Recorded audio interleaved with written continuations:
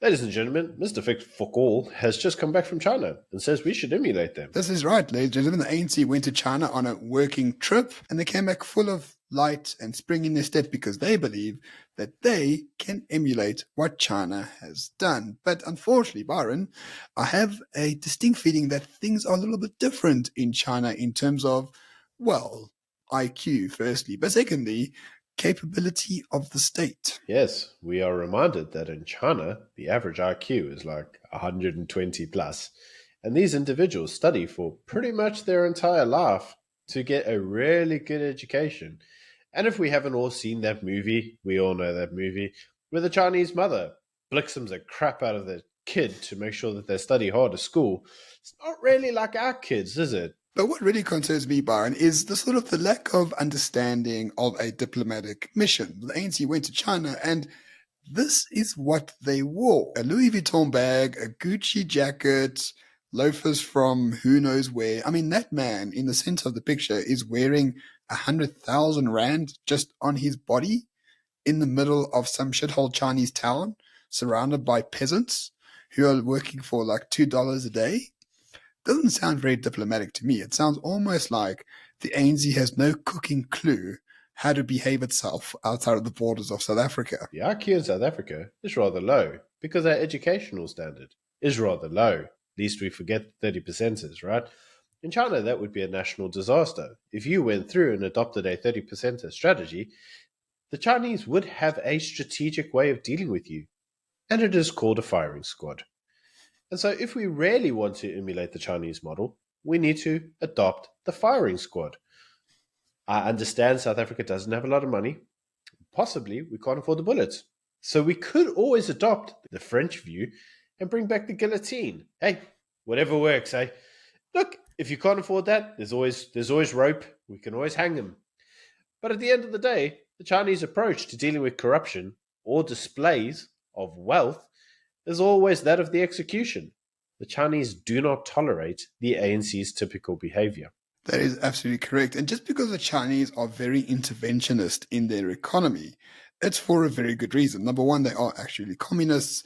But number two, they do understand that a state driven infrastructure base is what built up countries.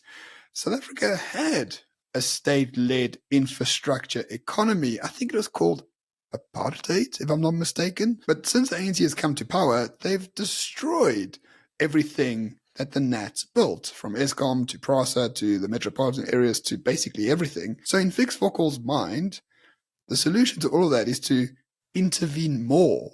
It's almost like going to Nazi Germany and thinking to yourselves, oh, there you go. To save our country, we need concentration camps. Like, it's the wrong lesson to learn. The Chinese provide good infrastructure and allow private enterprise to thrive. And guess what? Private enterprise in China does thrive. Do you want to take a guess what the minimum wage is in China? They don't have one. But don't worry, Byron. I'm sure the labor unions are doing a lot of good stuff for their fellow workers, right? Labor unions in modern China don't get a very good rap, and they certainly don't have the sway that Kusatu has. Because in China, if you're a labor union and if you strike, they usually bring in the military, mate. And the military tells you to footsack pretty quickly. Yes, but Byron, what you don't understand, I mean, China has a huge unemployment problem, so there are many people on social grants which prevents them from hitting the poverty line, right? No, China actually has a very low unemployment rate. Pretty much because if you don't have a job, you are in poverty and you'll pretty much die. Okay, so the ANC wants to emulate China, but the ANC wants social grants, strong labor unions, non-capitalist economy. But, at the end of the day, the best thing about the Chinese economy is that if you want your license, you just, pay $50 to the official behind the counter and you get your way, right? Probably going to a gulag, my friend. I mean, obviously, re-education camp. We need to get our definitions correct here.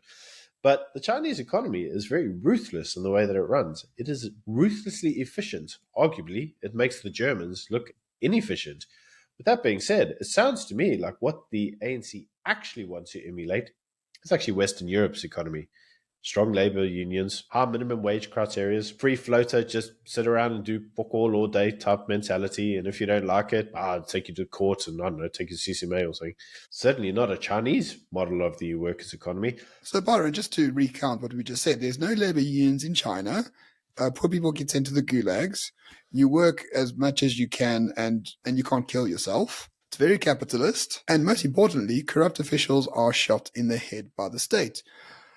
I agree with Mr. Fixfogel. We should emulate China to the nth degree. The ANC's idea of what it thinks that it's actually signing up for isn't actually what it's signing up for. Much like the Russian debacle, it doesn't really understand China. Much like the Russian debacle, where the ANC shows it does not understand Russia, the ANC does not actually understand China.